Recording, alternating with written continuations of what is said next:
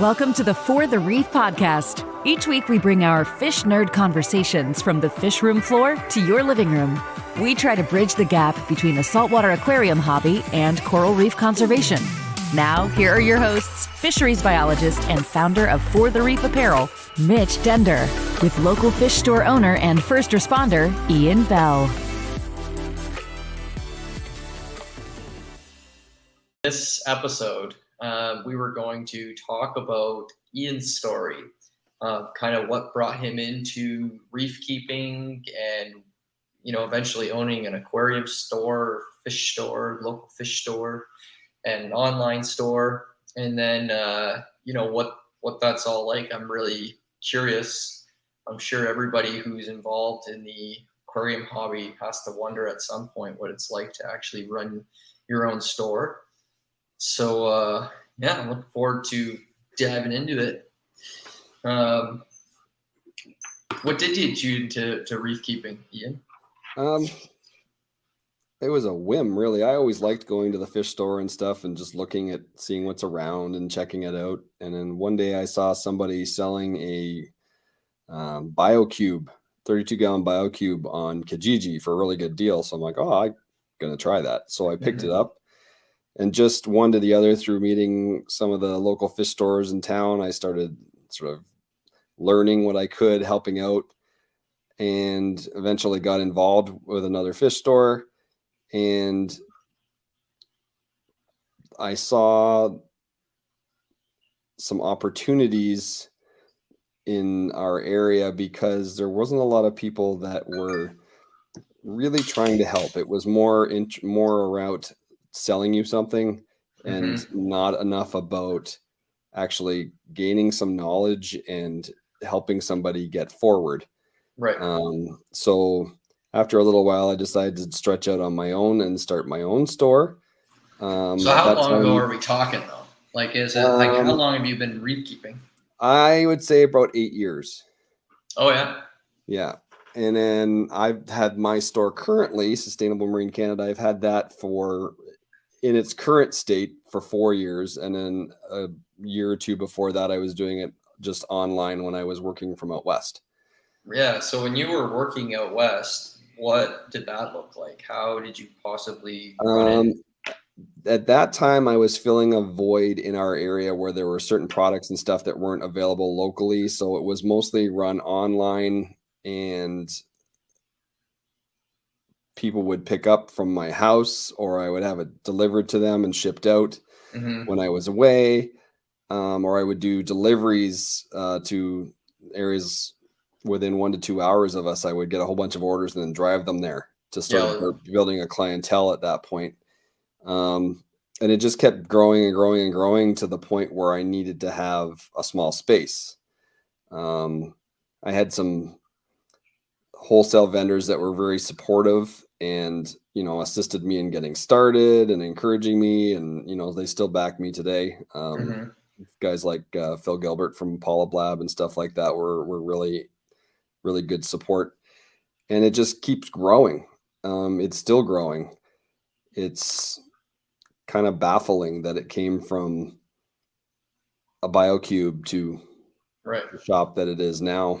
And so you kind of skipped over the whole freshwater phase. You just went straight into saltwater. I did it sort of backwards to most people. I learned saltwater first, and now I'm sort of getting interested in freshwater aquascaping and learning that side of it. It's been kind of funny that way. Yeah. Usually everybody goes the cheaper route. Yeah. And then graduate to saltwater. And then, some people. What really spurred me to do some of this was the fact that I was led astray. Not a lot astray, or whether people didn't know that I was dealing with. I'm not sure what it was. I don't want to make any false statements, but I was sold things that I didn't need. Yeah. And I didn't know that I didn't need them. And I learned that later, and I don't care for that. For sure. Just for the sake of making a sale. It kind of one of the things that we do in the store when people come in is, you may not leave with something, but I'm going to give you my honest opinion, what I think, Should you wait? Are you ready? Do you need this? Don't you need this? We're going to examine why you're looking for a certain item before you go. I have people come in all the time that are, even just this weekend, they may have been to another place and they're like, well, we're looking to set up a system and this store said I should do this, this, and this, and this. And can you give me your opinion? And I do. And often they're quite different.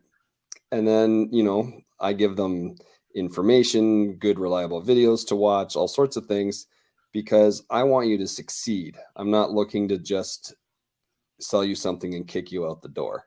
Yeah. Sometimes that'll work. Sometimes it won't, but I try.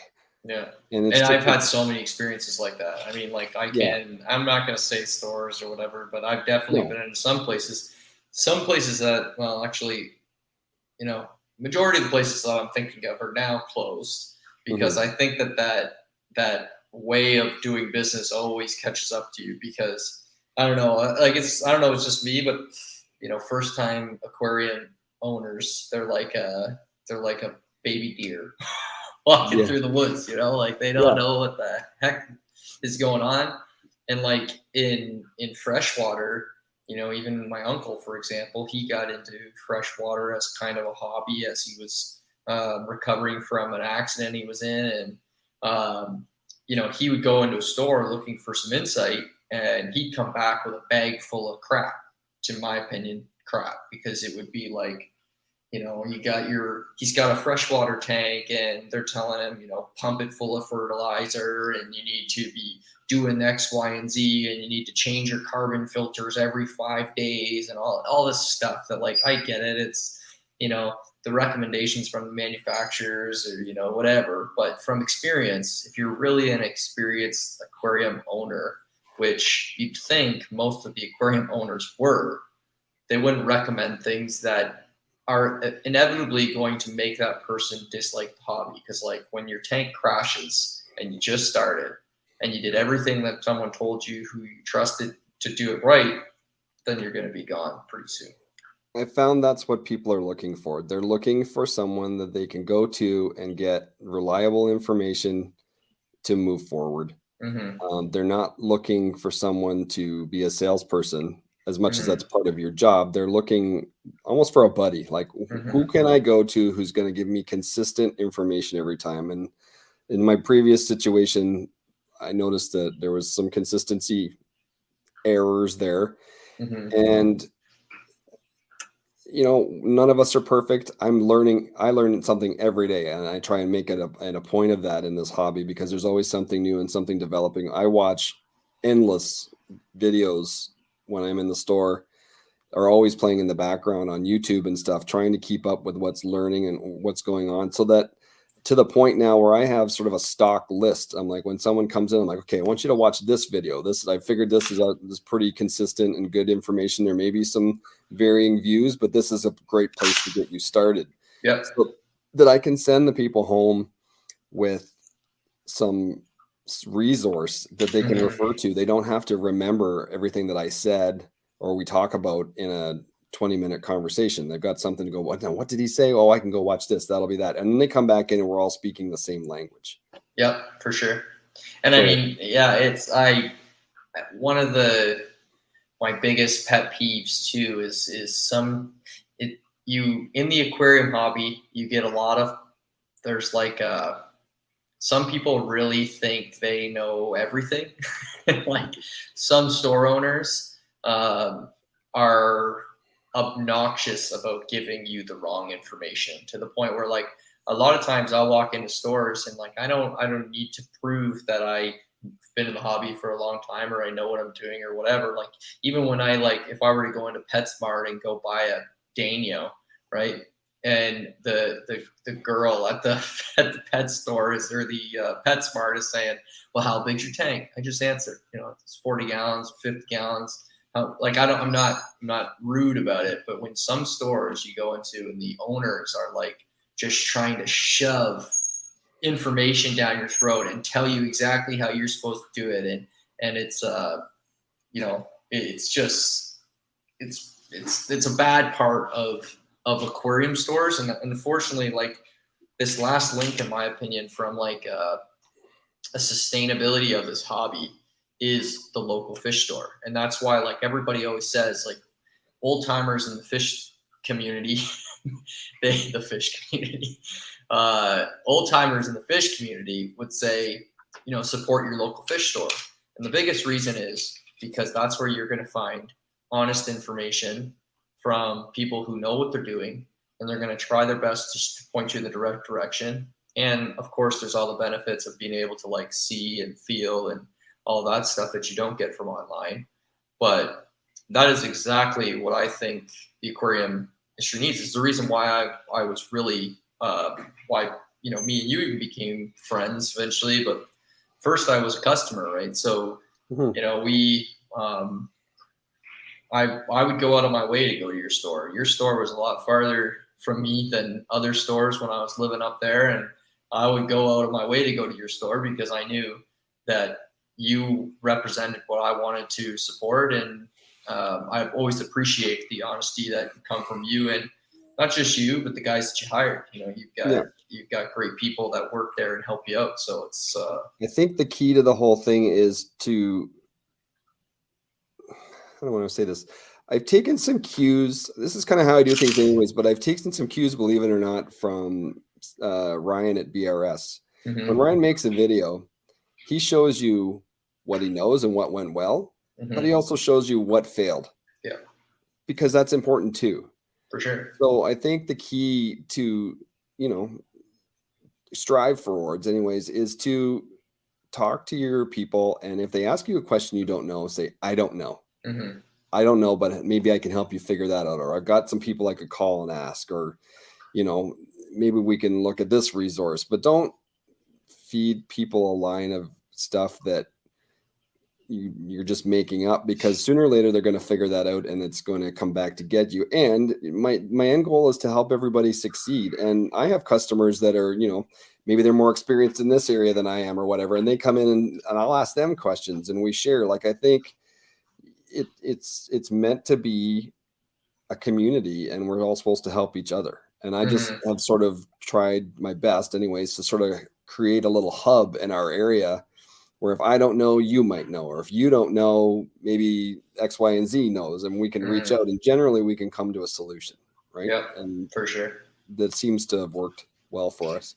So when you first got, when you were kind of starting it out and it was kind of a side hustle to your full-time job, yeah, what were the products that were from my full-time job too? So it was undertaking. Yeah, I mean, you were a paramedic in the oil fields, basically, right? Yeah, my background is emergency services. So when I started this store, I've been, let me see, quick history. I've been in emergency services for 20 years. Currently a fire chief in the county where I work here. And before that, when I started the store, I was working in the Alberta oil fields at one of the sites there, and I was part of the ERT team. So we did, we were paramedics, we were fire, we were hire and go rescue, confined space, hazmat, whatever you needed to be done, that's what we did. So I was away 2 weeks at a time doing that and trying to start this business from there. And it just grew to the place where I could stop doing that and be home with my kids and my family and my wife. And here it goes. Yeah. So what were the niche products that you were finding that people needed? Basic stuff, 2-part,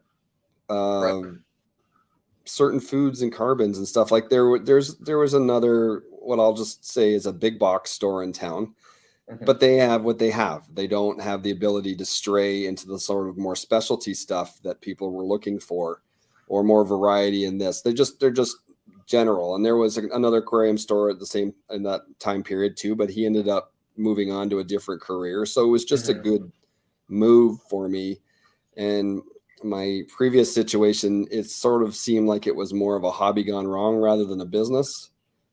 So we've just sort of taken it in a different direction, and it keeps morphing. Now we're doing service and installation works is a large part of what we do. And I never had a thought of going into that, but actually is something that we really enjoy, has become our specialty.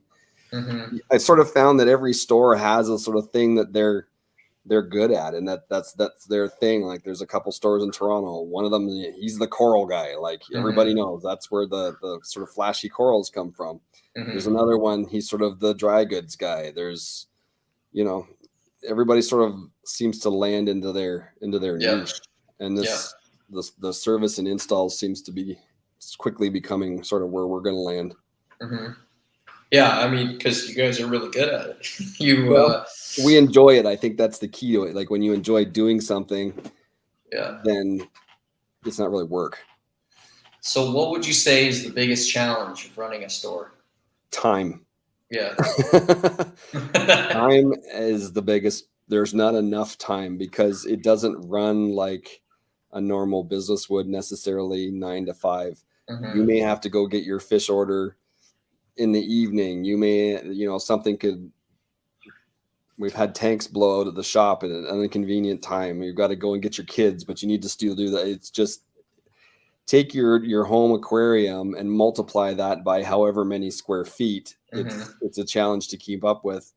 And with this whole COVID thing going on, staffing is a problem. Yeah. So my current issue that I'm finding is there's not enough of me to be everywhere I need to be. Yeah. To take care of everything. And then I'm a small business. You've got to balance your funds, and I'm creating this store as I go. It wasn't like I had all this money in my pocket to create this place exactly the way I wanted it to be right off the bat. I didn't have that luxury. So it feels like I'm in a constant state of renovations, and my customers will agree with you every time they come in. I'm like, something's different. I'm like, you got to change it till it works, right? Yeah. I mean, when I was living there, I was there at least once a week, and every time I walked in, I'd said the same thing. Yeah, but you also learn as you grow, and I've learned quite a bit. My local wholesaler in Toronto is Reef Wholesale, unbelievably knowledgeable and helpful and encouraging. And we've revamped a lot of things that we've learned. And, you try and do things on a budget, and maybe sometimes that's not the best way. Sometimes you just got to do it the right way. I rebuilt my entire fish system during the last lockdown, and it's the best thing I ever did. So, do you want to describe what you changed about your fish system? I changed the entire thing. I bought some tanks from another wholesaler that they had from a fish store that came down, and we tried to make it work. And it just turned out that they weren't fit for purpose. They just weren't. You're trying to take somebody else's idea and rework it, and it just wasn't right. What I ended up doing was taking it all out. I talked with Derek up at Miracles Aquarium. He built me a whole bunch of new tanks, and we completely rebuilt and replumbed the whole thing. Now I have every tank is isolatable. So if something goes wrong, or I want to use it to quarantine something or treat something, or a tank breaks, which just happened the other day, I can shut that off and the whole system still runs. The other thing that we wanted to do was increase the flow through each tank. All the systems that I'd found out there that people had, there wasn't enough flow through the tank, which also was leading to lack of oxygenation I was finding for the fish. Now every tank has a 1-inch input and an 1.5 inch output, and I created my own sump because if the power goes out, there's almost 100 gallons worth of drain down in this system, and nothing commercially available would do that. So we ended up taking a shipping container type thing, cutting the top off, and I created that into a sump that everything drains into, and there's all kinds of water turmoil and filtration and everything built there. It's worked really great. There's the plumbing behind that looks like some sort of industrial complex, but it was worth doing. Sometimes you wonder when you're doing stuff, should I do this? But it definitely made a difference. So that's your main fish display. Yeah, and the very first fish I put in it, just the behavior. They're not hiding. They're not shy. They're always out now. They eat readily. It just made a huge difference. Yeah, for sure. Yeah, because you had your challenges with fish. That's for sure. Yeah. As every store does, they're challenging. That's all there is to it. Oh yeah. Oh, yeah, Mr. Brian Waugh from the Niagara Coral Show is watching us. Hello, Brian. Oh, nice. Unfortunately, you probably have all heard that Brian had to cancel the Coral Show for the upcoming year. Was a unfortunate and difficult decision for him, but I think it was the right one. There's just so many challenges now. You can't really expect a guy like that to drag on forever without some sort of a decision. So hopefully when this gets a little better, it'll be Kelly just walked in here and she just wrote a note. It said, "Tell the story of how you went in and brought him coffee while waiting for you." Right. Oh, no, remember. Kelly, and Okay. this is Kelly, Mitch's wife. She puts up with all of our shenanigans. So Kelly is saying that she said, "Tell the story of when you brought coffee out to her while waiting for me." So I made a habit of any time I was going to your store that I would stop in and come in and I always say to Kelly, like, "Kel, don't worry about it. 2 seconds. I'm going to be in and out. I'll just run in. I'm going to grab that." And then we get in and we get to talking. And then one time I went in there and you knew that Kelly was in the car and you're like, no. So you brought a coffee out there in that nice sustainable marine, came in, and we got to keep the mug and we still drink out of it all the time. Yeah. Yeah, no, that's customer service. Well, we got to take care of the wives, right? They put up with all our shenanigans.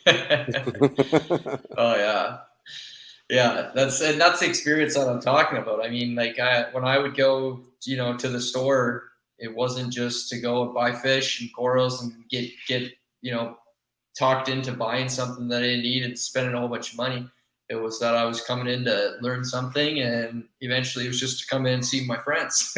So, yeah, and that's kind of what I like about it. Like it's not uncommon for me to have someone come in and say, "I want to do this," and I'll talk them out of it and give them these such and such a reason why. Or even a couple of weeks ago, I had someone come in and they wanted to buy this fish and this fish, and after you start to listen to them, and then I ask a few questions, you get that sense. You're like, "What?" And you dug into it, and then by the time they were done, I'm like, "I'm not letting you leave with this fish. You're not ready for this. You haven't done enough research yet. We got to have some responsibility to the animals that we're keeping as pets. They rely on us."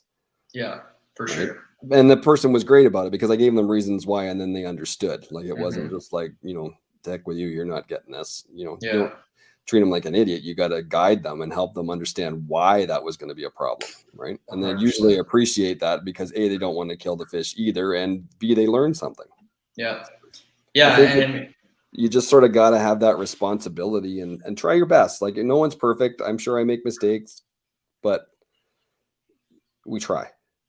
So with the challenges, I mean, obviously I know what, without even asking, I already know what the best part for you is of running a store is that you are, back in town with your family all the time, because I know we've talked about that.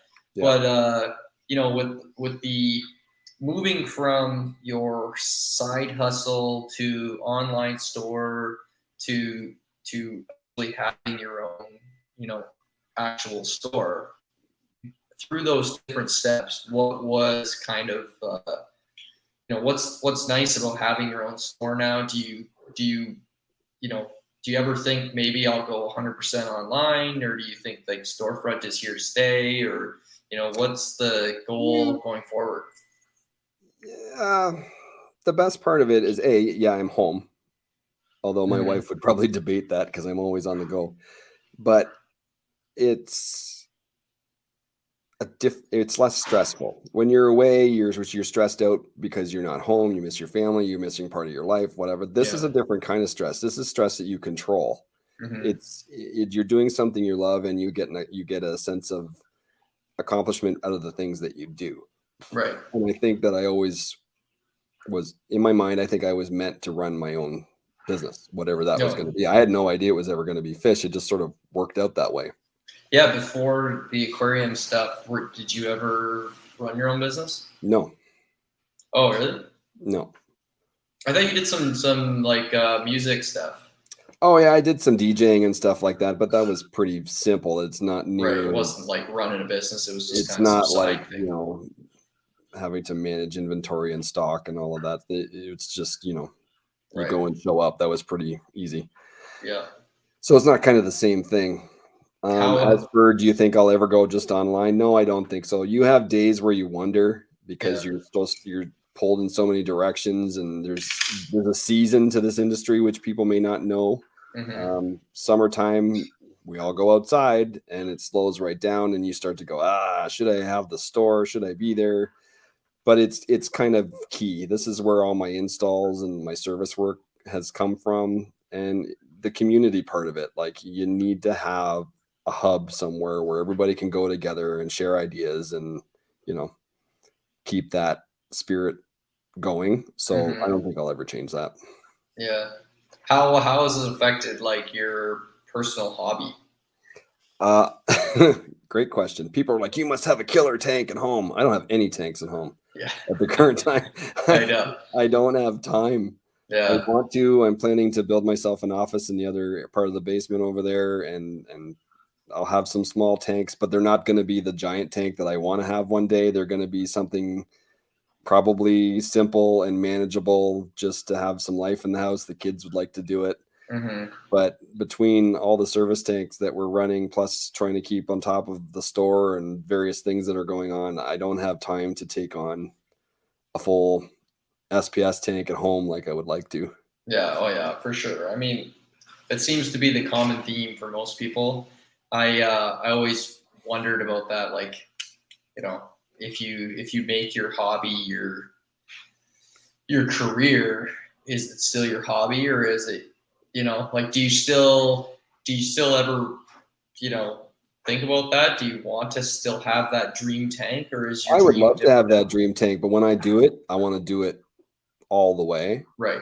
So for now, I have a tank in the store that's my personal tank that I'm working away on. But it was always the sort of the bottom of the barrel and priority, and we finally got through a bunch of different jobs that need to be done, and now we're really picking that one up and turning it into something.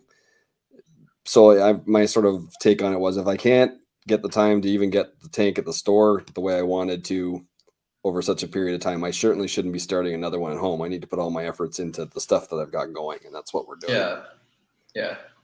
And you finally added sand to that tank, which I added sand to it. We did a lot of work to that tank in the last little bit, and it's really turned around. It just sort of sat stagnant at a certain state for a while because it just wasn't during COVID, it wasn't the top priority to have a beautiful show tank, and now that's changed a bit. So now we're working more at that and getting that up and running.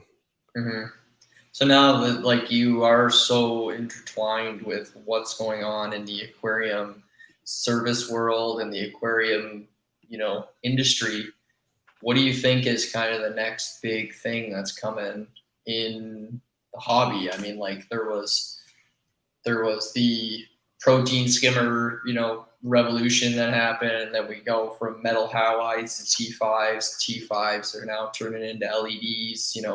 We're getting algae scrubbers now. Like, is there any type of equipment, or do you think anything like that is coming down the pipe that you see and you think is going to be the next big thing? I'm not sure about the equipment part of it. I think there's always going to be advancements and different things in that. I'm curious to see some of the stuff that I theorize Neptune might come out with in the next little bit. I think from what I'm watching and reading about and listening to, that I think you're going to see bacteria and biome be the next revolution in the hobby. I think they're going to find out, and they're already sort of working at that the diversity of the bacteria and whatnot in our tanks are going to determine how successful they are. Right. And I think they're going to find ways to help us all improve that. Yeah. I know there's some people doing testing on that right now, and I've heard a lot of people talking about this aquabiomics.com in the States and their water testing and what they're learning. And I think it seems weird to be excited about that, but when you start listening to the information and then really understanding what they're saying, even though it's bacteria, it is exciting because I think once we get a handle on that, it's going to make the hobby, I don't want to say easier, but it's going to lift the success rate for a lot of people because we can't get the live rock and things like we used to. So you're not getting that diversity. And if we can figure out the best ways to reintroduce that from what's available or what could be available in the future, I think that's going to take things forward. So I think that's going to be a thing to watch. Yeah, there's like this big empty hole, I think, still in the hobby where like there's some things happening in some tanks where they just happen to just be so stable, pests are low, Yeah. And, I can say even with this tank behind me, like when the first year of dealing with this tank, and I mean like that's a year where I used a bio block from an existing saltwater tank or not a bio block, what are they called? Like the pure like a marine pure block or whatever.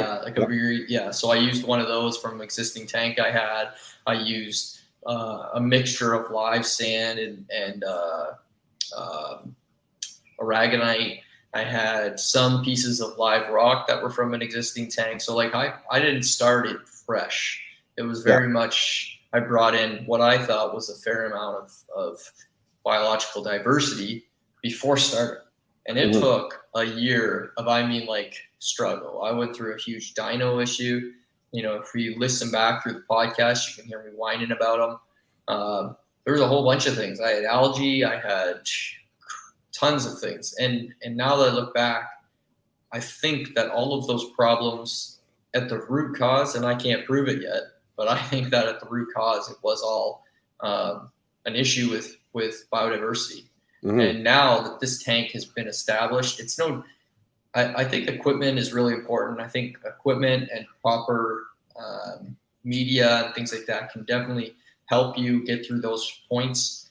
Time, you can't replace time. And I think the reason why you can't replace time is because in an aquarium, time equals biodiversity.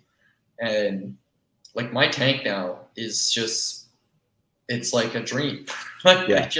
I occasionally scrape some algae up. I still deal with the same things like aptasia and whatever, but like I'm not dealing with all of these like crippling dinoflagellants and all these weird things. The tank itself is just so much more stable. And I've had, times where I don't notice that my dosers run out, and then all of a sudden, like I have no alk coming into the tank and it drops out, and like I've done stupid things like that everybody does. But in this tank, it just seems to be more resilient. So I completely agree about that. I'm looking forward to seeing some of these tests that are being done and seeing the various things that they're trying and see what works. Like you mentioned before, I put sand in my store tank.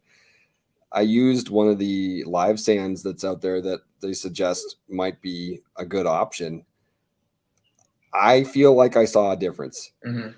But I also did a bunch of things to the tank. Right. So I sort of broke that rule. Don't do two things at once because you don't know what did stuff for you. Right. So I can't say, yes, this made a difference. Yeah. I feel like it did. It I don't know. My gut says that it made a difference. Yeah. And the more we learn about bacteria, the more that we, when I first started the hobby, the cool thing to say was beneficial bacteria. Yeah. We need to get the beneficial bacteria. And it's like, oh, great, we'll just buy it in a bottle, stick it in there. If it's just the beneficial bacteria, get the beneficial bacteria, don't get the non-beneficial bacteria. It is a little bit more complicated than that. And the more that we dive into this, the more that we understand, like, there's bacteria that clean your tank. There's bacteria that keep your fish alive. There's bacteria that, nitrify, and there's all kinds of different things that are going on in our tanks. And they're giving us the answers to the questions that we have, where we're all just kind of stumped, like, I don't know, it just worked, or I don't know, my tank crashed. Well, maybe it was something that you couldn't see. Yeah, and I think that's what we're going to find out. I think that's really going to be the next thing. For sure. Big and flashy. It doesn't come in a shiny box, but I think it's going to be a thing. Yeah, for sure. So. Yeah, and then so like, You don't do any live shipping for fish right now, right? I don't. People ask all the time if I could. It comes down to time. Yeah. I can't do it all. I'm not in Toronto with, 3 million people on my doorstep. We got to do things differently based on the market that you're in. And I'm quite a ways from an airport, just things like that. So I've opted not to get into that world. It's a big trap that you can fall into. I can see some places that are going to fall into that trap shortly, trying to be all things to all people, and you can't do that. It's you're going to drop the ball somewhere. Yeah. So sure. I decided not to go into that. I mean, I already have enough things on the go that I don't feel like I get to as quickly as I would like to sometimes. So I don't think adding something else to that's a good idea right now. Yeah. And we were doing a delivery service to some of the sort of outlying areas around us. That was working well for us. But then COVID came around and that sort of slowed up. And now I don't have enough staff to pull it off. So I'm trying to find drivers and staff people. Yeah, I know. It seems I think that'll all start to turn around and change here in the next little bit as things sort of ease up. But it's just part of the challenges. You had to roll with it. Yeah, I mean, all this stuff has just been so challenging. Yeah. That would be a good question. Is how did, aside from staffing issues, did COVID affect your store at all? I think if you asked people in the aquarium industry in general, they would say that we were incredibly lucky, and it actually helped business for the first part of COVID. Till people got a little bit more comfortable. People were at home. They were working on their hobbies. I was just talking to one of my sales rep from Neptune today, and he says that we definitely grew the industry during COVID. And then, as soon as it got nice there in the spring, everybody had freed up a little bit, and bam, everybody went outside. Right. So definitely the last sort of 6, 7, 8 months was a bit more of a challenge, but for the first part, it was. As soon as you learned how to adapt to the situation and get things to your customers and help them, there were days where I was busier than I've been before. And then so another area that you got into was the invertebrates. Yeah. So how's that going? What's the deal with inverts?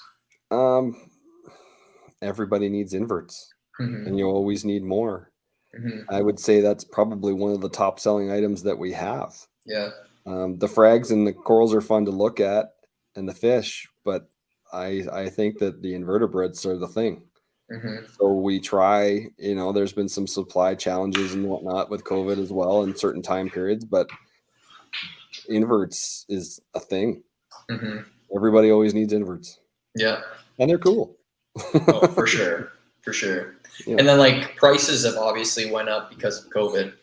How has it been at the store? Have you been hearing a lot of backlash? Have people really been upset? It's an expensive hobby, right? Yeah. So you get a range of opinions and what people were willing to pay for what. And when it comes down to it, it's a business like anything else. You can't give it away just because it's hobby based. You've still got bills to pay, heat to have, air conditioning to have, tanks to run, fish to feed, whatever, family houses. You got to take care of yourself. So it costs what it costs. No one's driving a Maserati. There's no Maserati parked in my backyard, right? You're not getting rich off this. And I think people think a lot more of it goes into your pocket than it actually does. No, for sure. Did I see fish prices and things go up? Absolutely. And even now, they've come down like a hair, but at the sort of the peak of COVID, I would say most fish and whatnot were double what they were before. Yeah. But it comes down to shipping. Yeah. There were very few planes in the air, so when the price that you got was dependent on the airspace, and that got jacked way up. It's still way up on out. You're seeing it come down now in the dry goods, right? All the containers at the shore. And I will tell you flat out, you're going to see price increases across the board here in the next little while. The suppliers are all telling me they've held off as long as they can. But I would say by Christmas or by the new year, you're going to see prices go up. It's already started on some things, and I know for a fact that there's more coming. So if there's a larger purchase that you've been waiting to make, I recommend you make it if you can and save yourself a few bucks, because it's coming. And it's not just our industry, it's every industry. It's just the way it is. Oh, for sure. And you know, I mean, it's across the board. Yeah, like the shipping container for anybody that used to cost to go $2,000 is now costing 20. That it's just life. That cost has to be transferred somewhere, right? Or you won't get the product. So it's coming. Oh yeah, it's just for sure. That's kind of I don't think this hobby is ever going to go away completely. I think that's not going to happen. But I could see, a lot of people starting to struggle with the cost of the hobby along with the rest of their lives. I mean, I'm just looking at the prices of everything. Groceries are going up, gas is going up, everything's going up. And everybody will have to make their choices. Yeah. That's just life, right? But I think the hobby will always be there, and people love their hobbies, right? So, that'll just be what it is. Yeah.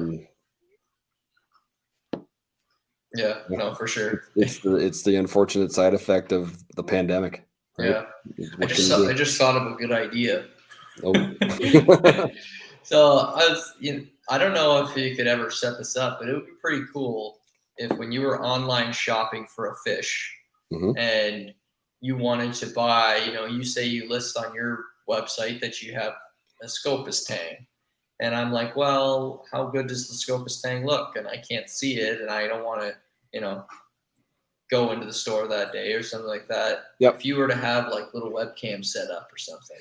You know what? It's funny you said that, because I have an app that I'm putting on my website shortly to allow that for a personal shopping experience. That's cool. It allows you to ring through and set up a time and take you around the store and show you stuff with the iPad and things like that. It just comes down to a time thing again. I started it and then I took it off temporarily because I don't feel like I've got it set right yet. And, I'm sort of pulling back on a few projects. Okay, let's finish this. Let's finish that, rather than trying to do too many things at once. I have a bad habit of doing that. Yeah, for sure. Yeah. Yeah. So yeah, that's cool. I never really knew that before you started the store. You were still slanging aquarium stuff from the Alberta oil sands. Oh yeah. Pop up on the phone and you be talking to people through text and stuff, and no one really knows where you are, right? And Oh, that's cool. It was fun, and you're trying to order something there and get it shipped from there direct to the person, but it worked out. Yeah.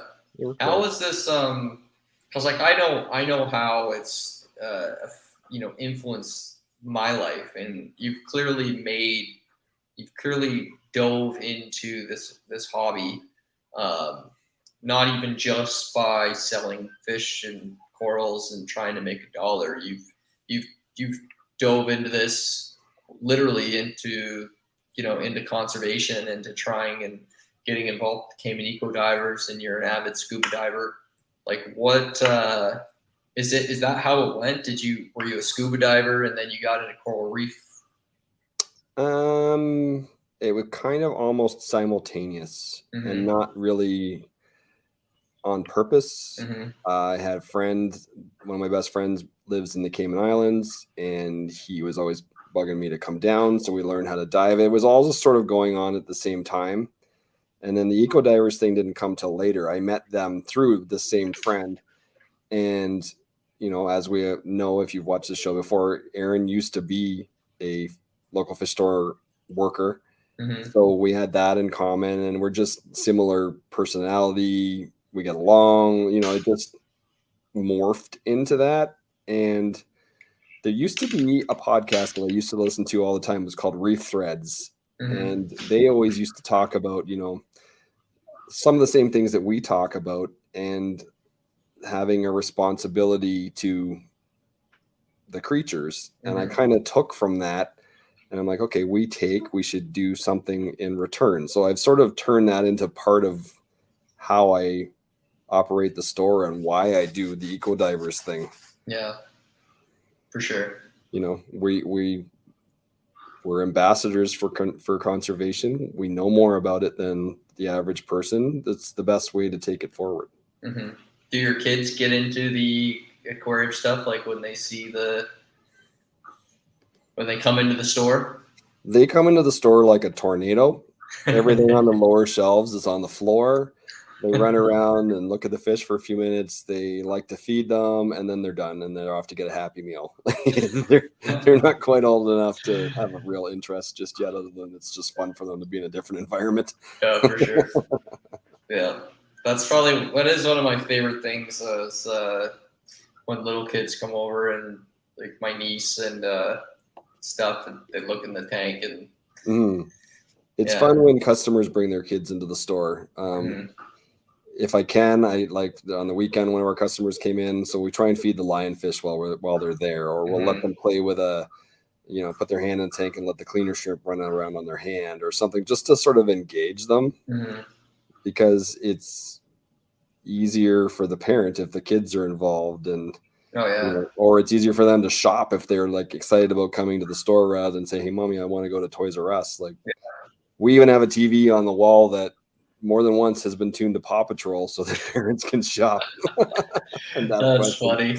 Yeah, we have a little circle of kids on the floor watching the cartoon. Yeah, that's awesome.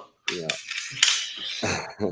Nice. Well, that was good. Yeah, this is our first shot at this. We're trying a few things simultaneously here. We'll make some tweaks and refine them and turn the podcast into a regular video thing. When we have our guests on, we're going to be able to show you videos and screen shares as we go, and it's the next step in the progression. We're kind of stoked about it. Yeah, it would be really fun if when we're doing these live broadcasts, if anybody is watching or if you see this after we upload it non-live or whatever, if you're watching and you want to butt in and ask a question, or you want to make a comment on what we're talking about, go for it. It just makes it that much more fun for us. And we're new to this live streaming thing, but it was awesome for Brian to jump in and give us somebody so we see how that operates. We're happy about that. So for sure. Hey, there's Tim right there. It was his daughter that was in on the weekend that was helping me feed the lionfish. Oh, nice. What kind of lionfish do you guys have right now? It's just a Volitans lionfish, but the wholesaler had it switched to frozen food before I got it, and it's continued that and now eats it readily. I actually think somebody from Windsor purchased it online today, so hopefully come on the weekend and get it. So he's getting a tank ready fish, so he'll be excited about that, I'm sure. Nice. That's one fish I always wanted to keep. Oh, gorgeous fish if it's in the right environment, Yeah. Where it's supposed to be. Exactly. Yeah. So. All right. Well, again. Thanks for joining us for our first attempt at this. And it's looking like it's going to work out for us. So you'll see a lot more of these, and we'll have our guests on and take this to the next level. Yeah, and listen, we've gotten some people reaching out to us, and some different folks who are interested in coming on, and if there is anybody out there who's interested in becoming a sponsor for the show, or wants us to have a broadcast with you on it, or you want if you're doing something cool, like if you're breeding or you just really like to talk about your tank, or you work at a facility that does something conservation related or aquarium related, and you'd like to share it with people, we'd love to have you reach out to us, because we're always looking for things to talk about. Totally. I'll try and get the folks at Reef Wholesale to let me come up there. They've got a whole bunch of cool projects going on, so and get us see if we can get a chat going up there. Yeah, I heard there was a store in London called Sustainable Marine Canada that was going to make a big donation soon to the show. So that would be great. Yeah. I think they already do. Yeah. So So anyway, and also Mitch and I are teaming up to get the company that he started for the Reef.com up and going again. Life and COVID and job changes took the focus off that a little bit, but we'll have a little episode where we show you some of the products and talk a little bit more about that and get that ramped up. We're hoping to get that ramped up for the Christmas season here. And the money that we make from that gets donated to our friends at Eco Divers. Yeah, it's COVID was a beast in a lot of different ways, and one way in particular is it kind of slowed things down a lot before the Reef, and I'm really excited to have Ian join me in this journey. The more the merrier. I want to just do what we can with this, we have some really great designs coming out. I have a local artist who's putting together a really awesome design that I have in mind, and we're gonna have some of our organic cotton and bamboo sweaters made. They're super comfortable, by the way. I have two. Well, I don't have two because my wife's stolen them both, but there's two in my house. Yeah, I mean, we're the only, as far as I know, we're the only one who's doing sweaters like this. These are microplastic free. So when you wash these fleece sweaters, there's no microplastics. It's made from bamboo. It's a crushed bamboo. Basically, there's a mechanical way and a chemical way of compressing the bamboo. We're doing it the mechanical way. We have organic cotton blend. These sweaters are amazing. They're great. Then, we want to really bring a lot of products that people just genuinely want. We're going to have long sleeves. We're going to have hats. We're going to, maybe even one day we'll have dive gear. Yeah. Who knows where it could go, right? Yeah. So appreciate everybody's support. It's fun to be able to do this, and we're super excited to talk to more people and bring more people onto the show. And if you want to sponsor the show, if you want to come onto the show, or if you just want to send us an email, all of it, we appreciate the support. Yeah, neither one of us has a ton of time, but we make time as much as we can to do this because it's fun and we really enjoy it. And we hope that somebody gets something out of it and that we can share something that we've learned with you guys. Absolutely. We get our wives on here one day to talk about what it's like being the wife of a fish guy. Oh yeah. Good luck to them agreeing to that. Then we'll just have to get off the show because they'll just sit there and they'll just complain about us for an hour. Yeah, probably. Awesome. All right, guys. Well, thanks for bearing with us during our test show here, and we'll hopefully come back at you with a guest for the next episode. See ya. Thank you for joining us for this episode of the For the Reef Podcast. As always, you can reach us at forthereefpodcast@gmail.com or via our websites forthereef.com or sustainablemarinecanada.ca. If you would like to get involved and help the reef restoration efforts, check out our friends at CaymanEcoDivers.com. We hope you enjoyed today's podcast. Please hit subscribe and join us for the next episode coming soon.